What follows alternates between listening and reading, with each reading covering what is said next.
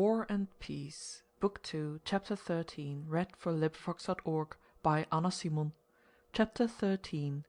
That same night, having taken leave of the Minister of War, Bolkónski set off to rejoin the army, not knowing where he would find it and fearing to be captured by the French on the way to Krems.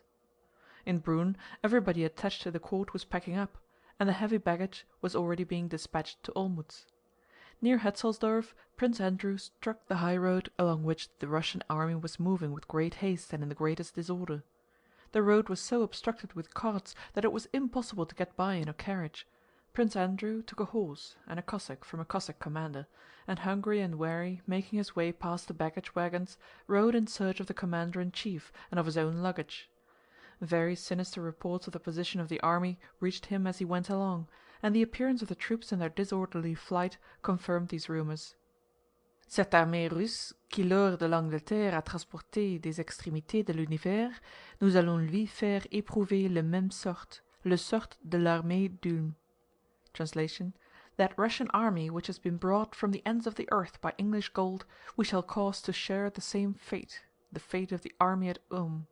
He remembered these words in Bonaparte's address to his army at the beginning of the campaign, and they awoke in him astonishment at the genius of his hero, a feeling of wounded pride, and a hope of glory. And should there be nothing left but to die? He thought. Well, if need be, I shall do it no worse than others. He looked with disdain at the endless confused mass of detachments, carts, guns, artillery, and again baggage wagons and vehicles of all kinds overtaking one another and blocking the muddy road, 3 and sometimes 4 abreast.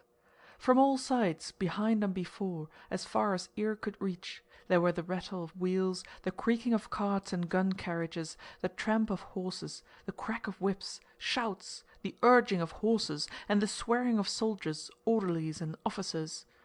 All along the sides of the road fallen horses were to be seen, some flayed, some not, and broken down carts, beside which solitary soldiers sat waiting for something, and again soldiers straggling from their companies, crowds of whom set off to the neighboring villages, or returned from them, dragging sheep, fowls, hay, and bulging sacks. At each ascent or descent of the road the crowds were yet denser and the din of shouting more incessant. Soldiers floundering knee-deep in mud pushed the guns and wagons themselves.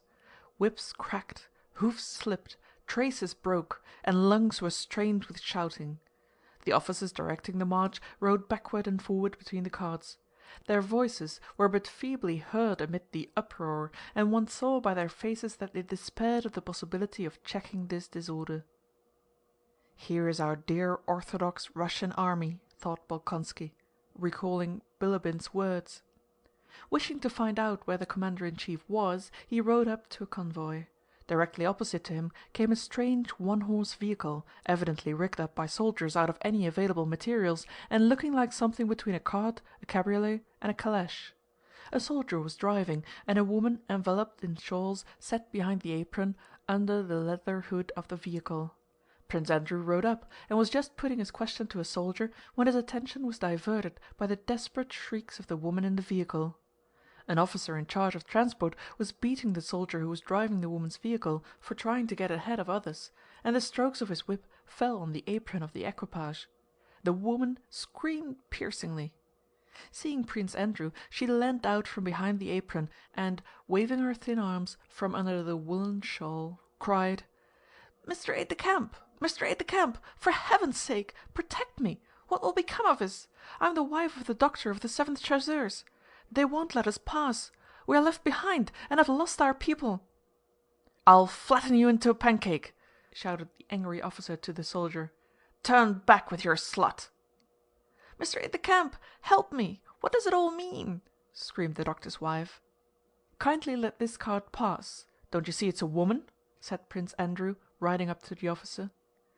The officer glanced at him, and without replying turned again to the soldier. "I'll teach you to push on! Back! Let them pass, I tell you!"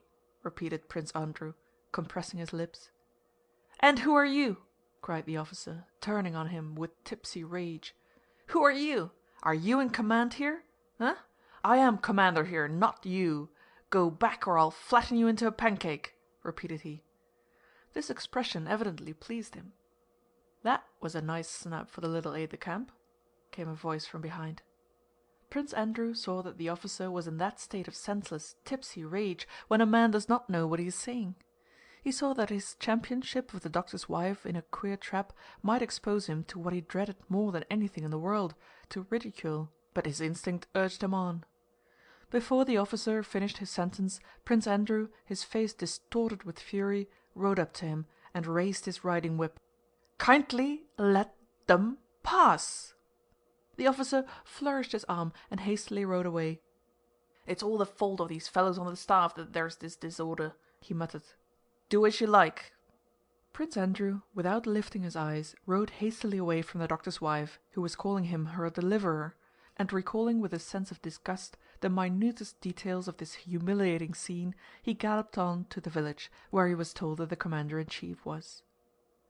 On reaching the village he dismounted and went to the nearest house, intending to rest, if but for a moment, eat something, and try to sort out the stinging and tormenting thoughts that confused his mind.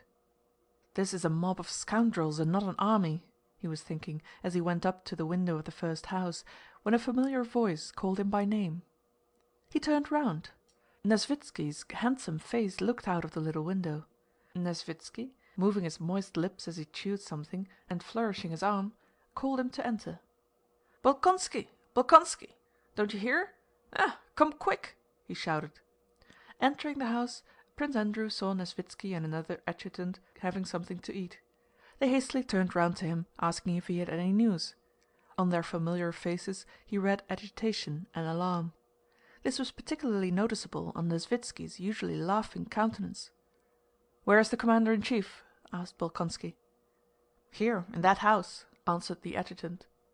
"Well, is it true that it's peace and capitulation?" asked Nesvítski. "I was going to ask you. I know nothing except that it was all I could do to get here." "And we, my boy, it's terrible. I was wrong to laugh at Mack. We're getting it still worse," said Nesvítski. "But sit down and have something to eat." "You won't be able to find either your baggage or anything else now, Prince, and God only knows where your man Peter is," said the other adjutant. "Where are headquarters?" "We are to spend the night in Znaim." "Well, I've got all I need into packs for 2 horses," said Nesvítski. "They've made up splendid packs for me, fit to cross the Bohemian mountains with. It's a bad lookout, old fellow. But what's the matter with you? You must be ill to shiver like that," he added, noticing that Prince Andrew winced as at an electric shock. "It's nothing," replied Prince Andrew. He had just remembered his recent encounter with the doctor's wife and the convoy officer. "What is the commander-in-chief doing here?" he asked. "I can't make out at all," said Nesvítski. "Well, all I can make out is that everything is abominable, abominable, quite abominable," said Prince Andrew, and he went off to the house where the commander-in-chief was. Passing by Kutúzov's carriage and the exhausted saddle horses of his suite, with their Cossacks who were talking loudly together, Prince Andrew entered the passage. Kutúzov himself, he was told, was in the house with Prince Bagratión and Weyrother. Weyrother was the Austrian general who had succeeded Schmidt. In the passage little Kozlóvski was squatting on his heels in front of a clerk. The clerk, with cuffs turned up, was hastily writing at a tub turned bottom upwards. Kozlóvski's face looked worn. He too had evidently not slept all night. He glanced at Prince Andrew and did not even nod to him. "Second line. Have you written it?" he continued dictating to the clerk. "The Kiev Grenadiers, Podolian..." "One can't write so fast, your honor," said the clerk, glancing angrily and disrespectfully at Kozlóvski. Through the door came the sounds of Kutúzov's voice, excited and dissatisfied, interrupted by another, an unfamiliar voice.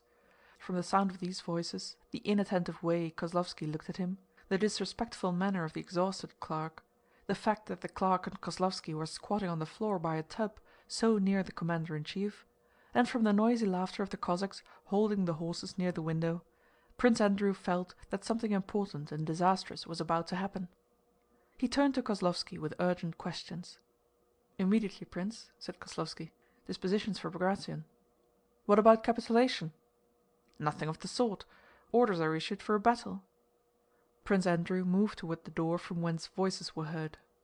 Just as he was going to open it, the sounds ceased, the door opened, and Kutúzov with his eagle nose and puffy face appeared in the doorway.